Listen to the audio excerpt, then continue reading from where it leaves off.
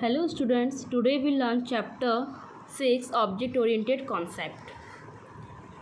Introduction to Object Oriented Concept is OOPS stands for Object Oriented Programming. C++ is an Object Oriented Programming language. C++ जो है वो हमारी Object Oriented Programming है. It was developed by Vincent Strostrap at AT&T Bell Laboratories in Murray Hill, 1980, USA. इसको vision स्ट्रॉस्ट्रैप ने develop किया था AT&T bell laboratory में जो मुरे हिल में है in 1980. Some of the popular programming language that support object oriented programming are. कुछ लैंग्वेजेस हैं जो सपोर्ट करती है हमारे ऑब्जेक्ट ओरिएंटेड टेक्निक को, जैसे C++, Java, C#, visual basic .NET, ASP.NET and PHP. Next is feature of OOPS. OOPS के features क्या क्या होते हैं, OOPS लाने का जो रीज़न था वो क्या है, उसके बेनिफिट्स क्या क्या हैं. जैसे यदि हम किसी भी प्रोग्रामिंग में OOPS कॉन्सेप्ट को यूज़ करते हैं तो उससे हमारा जो प्रोग्रामिंग होती है वो बहुत ही ईजी हो जाती है. जैसे फॉर एग्ज़ाम्पल इन केस यदि हमें एक रूम डेकोरेट करना है, सपोज़ एक टास्क हमें मिलता है कि हमें एक रूम को डेकोरेट करना है, तो यदि हम उस रूम को डेकोरेट करने के लिए एक ही पर्सन का यूज़ करें, एक ही पर्सन को अगर हम वो टास्क देते हैं तो उस टास्क को सपोज़ वो 1 आवर में कंप्लीट करके देता है.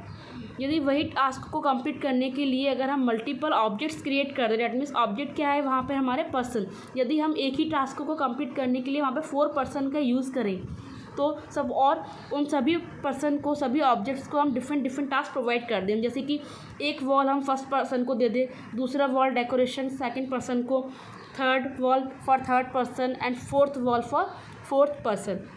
तो यदि हम सभी को उसका टास्क हम प्रोवाइड कर देंगे तो उससे क्या होगा, हमारा जो टास्क है, हमारा जो प्रोग्राम है पूरा कंप्लीट, वो इजीली कंप्लीट हो जाएगा और कम ही समय में जल्दी फिनिश हो जाएगा. तो ये जो टास्क होता है, यही हमारा जो कॉन्सेप्ट है वो ऑब्जेक्ट ओरिएंटेड है. तो ऑब्जेक्ट ओरिएंटेड का टेक्निक ही यही है कि किसी भी प्रोग्राम को जल्द से जल्द फिनिश करने के लिए उसमें मल्टीपल ऑब्जेक्ट्स को क्रिएट कर दिया जाए, जिससे कि हर ऑब्जेक्ट अपना टास्क को परफॉर्म करे, जिससे हमारा जो प्रोग्राम है वो जल्दी फिनिश होगा. दिस इज़ अ टेक्निक और this is a good feature of object oriented programming system. Now first feature is object, second class, third encapsulation, fourth data abstraction, fifth messaging, sixth polymorphism and seventh is inheritance. Now discuss about object. What is object? Object is a real entity. मतलब object कैसा होना चाहिए, real होना चाहिए, जिससे हम देख सकें, काउंट कर सकें, टच कर सकें. Real entity means real object. That is instead of the variable containing the actual value, the object is a basic runtime entity. means जो कि वेरिएबल के प्लेस पर एक्चुअल वैल्यू को कंटेन करके रखता है. ऑब्जेक्ट एक बेसिक रन टाइम एंटिटी होती है. Generally an even object that can be identified. Generally object एक वह थिंग होती है, वह ऑब्जेक्ट होता है जिसे हम इजीली पहचान सकते हैं, इसको रिकॉग्नाइज कर सकते हैं, हम देख सकते हैं, ईज़िली पता कर सकते हैं कि किस टाइप का हमारा ऑब्जेक्ट हम यूज़ कर रहे हैं, किसके बारे में डिस्कशन हो रही है. Now next is everything around us like pen, book, chair, TV etcetera are all objects because we easily seen pen, book, chair and easily touch. Next, each object contain both data and function which are encapsulated into a single unit. Her object के पास दो चीज़ें होती हैं जिनसे मिलकर बनता है. Object दो चीज़ों से मिलकर बनता है. First is data and second function. Data and function को एक ही यूनिट में कंबाइन करके रखते हैं, उसको हम क्या बोलते हैं, ऑब्जेक्ट. डेटा एंड फंक्शन को कनेक्ट करके एक यूनिट में रखना, जिसे हम बोलते हैं एनकैप्सुलेटेड. एनकैप्सुलेटेड मीन्स जो किसी भी टास्क को कंबाइन करके एक यूनिट क्रिएट करता है, उसे हम बोलते हैं encapsulated. Now next is example of object. तो सपोज़ हम कोई एक एग्जांपल क्रिएट करते हैं, हम कोई प्रोग्रामिंग कर रहे हैं, तो उसका जो ऑब्जेक्ट हमने यहाँ पे लिया है अकाउंट. तो अकाउंट क्या है, एक ऑब्जेक्ट है। तो उस ऑब्जेक्ट का डेटा एंड फंक्शन क्या होगा, क्योंकि अभी हमने पढ़ा ऑब्जेक्ट क्या है, it is a combination of data and function. तो डेटा हमारा यहाँ पे क्या है, account number, account type, branch name, IFSC code, that means जो भी डिटेल है, इन्फॉर्मेशन है, वो हमारा क्या है यहाँ पे डेटा। नाउ फंक्शन, जो उस पर अप्लाई करने होने वाले जो फंक्शंस है वो कौन से हैं हमारे, input, withdrawal, deposit and display. This is example of object. Now next is class. What is class? A class is a group of objects of the same type. Class क्या होता है, एक सिमिलर टाइप ऑफ ऑब्जेक्ट का collection, मतलब एक जैसे objects का जो ग्रुप होता है उसे हम क्या बोलते हैं, क्लास। फॉर एग्ज़ाम्पल जैसे हम अपने स्कूल में जो हमारी क्लासेस होती है, हम उसे क्लास क्यों बोलते हैं, उसके पीछे कुछ ना कुछ रीज़न होगा, बिकॉज वहाँ पे जो कलेक्शन है वो सिमिलर टाइप ऑफ है। डैट मीन्स वहाँ पे सिमिलर टाइप ऑफ स्टूडेंट्स, वहाँ पे सिर्फ गर्ल्स एंड बॉयज़ का कलेक्शन है, सारे क्या हैं, एक स्टूडेंट्स हैं, तो वो एक कलेक्शन क्या हुआ स्टूडेंट का, इसके लिए हम क्या बोलते हैं उसे क्लास। ना सेकेंड थिंग, उस क्लास में काफ़ी सारी बेंचेस का कलेक्शन होता है, एक जैसी बेंचेस, मतलब सभी क्या है, टेबल है, बेंच हैं, तो उनका कलेक्शन, इसीलिए हम उसे क्या बोलते हैं, क्लास। तो सिमिलर टाइप ऑफ ऑब्जेक्ट का जो भी कलेक्शन होता है उसे हम क्या बोलते हैं, class. Such as mango, guava and apple etcetera are all fruits, ये सभी क्या है, फ्रूट्स हैं। They all become member of class fruit, that means ये किस क्लास के मेंबर हुए, फ्रूट्स के। तो फ्रूट क्या है हमारा, फंक्शन नेम और क्लास नेम, और उसका कलेक्शन क्या है, जैसे mango, guava, apple, that means different type of fruit. तो this is a collection of fruit, so we call this is a class. A class is a user defined data type and a class is a group of data and function. Class कैसा होता है, user defined data होता है, ये fix नहीं होता है, इसे यूज़र अपने अकॉर्डिंग ही क्रिएट करता है, इसीलिए हम इसे बोलते हैं user defined data type. Now next is this is the figure of class. तो क्लास जो होता है, हमने अभी डिस्कस किया कि मल्टीपल कलेक्शन ऑफ ऑब्जेक्ट, एक या एक से ज़्यादा ऑब्जेक्ट का कलेक्शन को, सिमिलर टाइप ऑफ डेटा का कलेक्शन को हम क्या बोलते हैं, क्लास। तो यहाँ पे हमारे 3 ऑब्जेक्ट हमने क्रिएट किए हैं, ऑब्जेक्ट 1, ऑब्जेक्ट 2 और ऑब्जेक्ट 3। तो इसमें सेम टाइप का डेटा है, that means data and function का ही कलेक्शन है तीनों में, तो इस टाइप के कलेक्शन को हम क्या बोलते हैं, class. Now next is encapsulation. Encapsulation of data and functions into a single unit is called encapsulation. जैसे कि अभी हमने बताया, एनकैप्सुलेशन का काम क्या होता है, डेटा एंड फंक्शन को कंबाइन करके एक यूनिट क्रिएट करना, जिसे हम क्या बोलते हैं, encapsulation. The variable of the class are private and can not be directly access outside the class. तो इसमें जो वेरिएबल होते हैं क्लास के, वो इजीली एक्सेसिबल नहीं होते हैं, बिकॉज वो कैसे होते हैं, प्राइवेट होते हैं, जिससे आउटसाइड जो यूज़र होता है उसे एक्सेस नहीं कर सकता। Encapsulation is used as a class. In a class we can put data and method together as a unit. Encapsulation को क्लास के रूप में यूज़ किया जाता है, एक क्लास में हम डेटा और मेथड को एक यूनिट के रूप में साथ रख सकते हैं।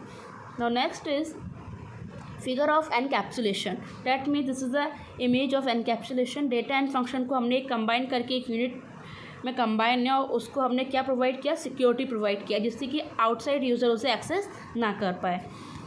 Next is data abstraction. Data abstraction means that only the essential information of the object is displayed and the background information is hidden। means abstraction का मीनिंग है कि ऑब्जेक्ट की इसेंशियल इन्फॉर्मेशन को शो करना और बैकग्राउंड की information को छुपाए रखना। For example, we fill the job application form online, we know that how to fill it but we don't know how it's made. That means data abstraction का काम क्या होता है, इन्फॉर्मेशन को, मतलब बेसिक जो इन्फॉर्मेशन होती है सिर्फ उसी को शो करना। सपोज़ आप कोई गेम खेल रहे हैं, कंप्यूटर पे आप गेम खेल रहे हैं, तो आपको गेम कैसे खेलना है वो आप जानते हैं, बट वो गेम कैसे बनाया गया वो हम नहीं जानते। डैट मीन्स हमारी जो वेबसाइट है हमें सिर्फ कितना शो कर रही है कि यूज़र को उतना ही बेसिक इन्फॉर्मेशन दिया जाए जिसको वो यूज़ करे, जैसे जिसे हम बोल रहे हैं इसेंशियल इन्फॉर्मेशन ही प्रोवाइड करता है, मतलब उतना ही डेटा जितना कि यूज़र यूज़ कर सके उसके लिए। बाकी उसके पीछे का जो रीज़न है, वो कैसे क्रिएट हुआ है गेम, वो सब को हाइड करके रखना, मतलब जो पर्सनल इन्फॉर्मेशन है उसको हाइड करके रखना, सिर्फ बेसिक इन्फॉर्मेशन ही हमारे यूज़र तक पहुंचती है। तो वो किसके थ्रू पहुंचती है? डेटा एब्स्ट्रैक्शन के बेस। मीन्स डेटा एब्स्ट्रैक्शन का क्या करता है? हमारा किसी भी इंफॉर्मेशन को, पर्सनल इंफॉर्मेशन को हाइड करके रखता है और जो भी एसेंशियल इंफॉर्मेशन होती है उसे यूज़र को प्रोवाइड करता है। Now next is message passing. Objects communicate with each other by sending and receiving information. Means object एक दूसरे को इन्फॉर्मेशन सेंड और रिसीव करके आपस में कम्युनिकेट करते हैं। Object send and receive messages in the same way that we do. Means object उसी प्रकार मैसेज को सेंड और रिसीव करता है जिस प्रकार हम लोग मैसेजिंग पर कम्युनिकेट करते हैं एक दूसरे से। A message for an object is a request for a processor and therefore a methods invoked in the receiving object. Means एक ऑब्जेक्ट के लिए मैसेज एक प्रोसेसर के लिए रिक्वेस्ट होता है और इसलिए रिसीव ऑब्जेक्ट में एक मेथड को इन्वोक किया जाता है। Next is polymorphism. Polymorphism is a word from the Greek language in which poly means many and morphism means form. So polymorphism means many forms. Means polymorphism एक Greek language से लिया गया शब्द है जिसमें पॉली का मीनिंग होता है मैनी और मॉर्फिज्म का मीनिंग होता है फॉर्म। सो पॉलीमॉर्फिज्म का मीनिंग होता है many forms. It is important, many form. Polymorphism means many form. Polymorphism is a concept in which we can do the same work in a different way. Polymorphism का means क्या होता है कि एक ही काम को डिफरेंट तरीके से करना या फिर एक ही फंक्शन नेम को यूज़ करके मल्टीपल टास्क को परफॉर्म करवाना क्या कहलाता है? पॉलीमॉर्फिज्म। फॉर एग्जांपल शेप, यहाँ पे जो शेप है वो क्या है? हमारा फंक्शन नेम है। तो पॉलीमॉर्फिज्म का वर्क क्या होता है कि ऐसा फंक्शन नेम को यूज़ किया जाए जिससे हम मल्टीपल टास्क को परफॉर्म करा सकते हैं। तो यहाँ पे हमने शेप फंक्शन लिया है, तो शेप फंक्शन में काफ़ी सारे शेप इन्वॉल्व होते हैं जैसे कि सर्कल, रेक्टेंगल, ट्राइंगल, ओवल, ये सभी क्या है? शेप। तो हम इन सभी नेम को हटाकर सर्कल, रेक्टेंगल, ट्राइंगल को रिमूव करके हम उसकी जगह हम कौन सा फंक्शन नेम क्रिएट करें जिससे हमारे सारे मल्टीपल टास्क परफॉर्म हो जाए? Shape. So we take here shape. Shape के जो फंक्शन है, डिफरेंट परफॉर्मेंस है, टास्क है, वो क्या है? Circle, rectangle and triangle. Next is type of polymorphism. First is operator overloading, second function overloading. Function overloading means using a function of more than one name in a program is called function overloading. That means एक ही programme में same function name को जब हम multiple times repeat करते हैं उसको क्या बोलते हैं? Function overloading. दैट मीन्स एक ही फंक्शन नेम को बार बार एक ही प्रोग्राम में यूज़ करना, उसे क्या कहते हैं? Function overloading. Now next is operator overloading. When we use single operator for multiple functions in a same program, it is called operator overloading. जब हम सिंगल प्रोग्राम में एक ही ऑपरेटर को मल्टीपल टाइम यूज़ करते हैं तो उसे हम क्या बोलते हैं? Operator overloading. Same as function overloading में हम एक ही फंक्शन को बार बार यूज़ कर रहे थे एक ही प्रोग्राम में, यहाँ पे ऑपरेटर ओवरलोडिंग में एक ही ऑपरेटर को हम बार बार उसी प्रोग्रामिंग में यूज़ करें तो उसको हम क्या बोलते हैं? Operator overloading. For example 3 + 4 a + b। That means यहाँ पे जो ऑपरेटर है वो सिंगल है, डैट मीन्स प्लस जो है एक ही है, उसके साथ हमने मल्टीपल स्टेटमेंट्स फॉलो किया है। फंक्शन कितने लगा दिए? 2। That means 3 + 4 and a + b। तो यहाँ पे जो प्लस है हमारा वो क्या है? Operator, and 3, 4, a and b जो हैं वो क्या है? हमारे operand. So what is operand? Operand means ऐसा लेटर, ऐसा नंबर जो किसी ऑपरेटर के साथ में यूज़ होता है तो वो क्या होता है? उस टाइम वो क्या कहलाता है? ऑपरेंड। जिसमें डैट मीन्स 3 और 4 जो यहाँ पे हैं वो किसको यूज़ कर रहे हैं, किसको फॉलो कर रहे हैं? एडिशन को, प्लस को। तो 3 और 4 जो है वो हमारे प्लस ऑपरेटर के साथ वर्क कर रहे हैं, इसके लिए 3 और 4 हमारे यहाँ पे क्या है? Operand. Now next is inheritance. Inheritance is a mechanism by which to create a new class from an old class. Inheritance एक ऐसा मैकेनिज्म है जिससे एक ओल्ड क्लास से न्यू क्लास क्रिएट किया जाता है।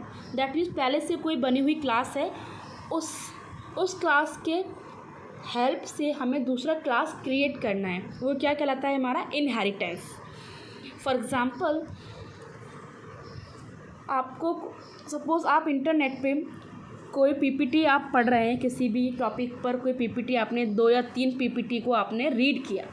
उसमें से हो सकता है आपको फर्स्ट पीपीटी में से कुछ टॉपिक अच्छा लगे, सेकंड वाले में से कुछ टॉपिक ही अच्छे लगे, थर्ड में से कुछ अच्छा लगे। तो उन तीनों पीपीटी में से सिलेक्शन पार्ट को निकाल कर जब हम खुद का एक नया पीपीटी डिज़ाइन करते हैं तो वो क्या कहलाता है? इनहेरिटेंस। दैट मीन्स हमने पहले से बनी हुई फाइल से कुछ सिलेक्टेड डेटा को निकाल के अपने लिए एक नया डेटा तैयार किया। दैट मीन्स वो क्या है? हमारा टेक्निक जो है, प्रोसेस क्या हो, किसकी होती है? इनहेरिटेंस की। तो पूरा ओल्ड क्लास से न्यू क्लास को क्रिएट करना क्या कहलाता है? हमारा inheritance. By this the properties of the old class can be used in a new class. इसके द्वारा ओल्ड क्लास की प्रॉपर्टी को न्यू क्लास में यूज़ किया जा सकता है। Now next is to use the old class properties in the new class one has to inherit the old class. Old class की प्रॉपर्टी को न्यू क्लास में यूज़ करने के लिए ओल्ड क्लास को भी इनहेरिट करना होता है। Next is and derivation public, private and protected is use to inherit the class. तो जब भी हम किसी भी क्लास को क्रिएट करते हैं, इनहेरिट करते हैं, तो उसका प्रॉपर्टी हमें बतानी होती है कि वो किस टाइप की हम क्लास क्रिएट कर रहे हैं। डैट मीन्स वो पब्लिक है, प्राइवेट है या प्रोटेक्टेड है। पब्लिक मीन्स ऐसा डेटा आप अपलोड करें इंटरनेट पे जिसे सभी लोग एक्सेस कर सकते हैं। डैट मीन्स वो क्या है? पब्लिक। प्राइवेट मीन्स उस डेटा को सिर्फ उसको रीड तो किया जाए पर उसको हम ले नहीं सकते, उसमें कोई चेंजेस नहीं कर सकते, बिकॉज वो किस टाइप का डेटा होगा? प्राइवेट। प्रोटेक्टेड में क्या होता है? दोनों होते हैं, डेटा हमारा पब्लिक भी होता है और प्रोटेक्टेड भी होता है। पब्लिक मीन्स सब उसको रीड भी कर सकते हैं, और उसको प्राइवेट कैसा है कि उसको सिर्फ वही यूज़र एक्सेस कर सकते हैं जिसने उसे क्रिएट कराया है। तो दोनों टेक्निक जब इन्वॉल्व होती हैं तो उससे हमारा जो डेटा तैयार होता है वो किस टाइप का होता है? प्रोटेक्टेड। डैट मीन्स जब हमारी फाइल प्रोटेक्टेड होती है तो वो पब्लिक उसे रीड भी कर सकती है, और चेंजेस करने का काम सिर्फ किसका होता है? प्राइवेट का। डैट मीन्स जिसने उसे क्रिएट किया है। Next is inheritance. The old class is called the base class और पेरेंट क्लास और super class, the class of which the property is taken. Inheritance में ओल्ड क्लास को बेस क्लास या parent class या super class कहा जाता है, जिस क्लास की प्रॉपर्टी ली जाती है। जैसे मैंने अभी एग्जांपल बताया, पहले से 3 पीपीटी बनी हुई थी, उसमें से हमने डेटा को कैरी किया, जो हमें सिलेक्टेड लगा उसको हमने यूज़ किया। तो डैट मीन्स जो 3 पीपीटी जो पहले से थी वो कौन सी थी? हमारी सुपर क्लास, बेस क्लास और पेरेंट क्लास हम उन्हें कहेंगे, क्योंकि वो पहले से बनी हुई थी। And the new class is called child class और ड्राइव्ड क्लास और सब class, the class by which the property is taken. और न्यू क्लास को चाइल्ड क्लास या ड्राइव क्लास या सब क्लास कहा जाता है, जिस क्लास के द्वारा प्रॉपर्टी ली जाती है। दैट मीन्स जिससे हमने प्रॉपर्टी को लिया, दैट मीन्स पहले से जो ओल्ड क्लास थी उससे जो हमने डेटा लिया और उससे हमने खुद के लिए नई पीपीटी क्रिएट किया, वो डेटा जो हमारी नई क्लास डिज़ाइन हुई वो क्या कहलाती है? हमारी चाइल्ड क्लास, जो पहले ओल्ड क्लास से यूज़ करके बनी हुई होती है, उसे हम क्या बोलते हैं? चाइल्ड क्लास या फिर सब क्लास या फिर ड्राइव क्लास। Thank you.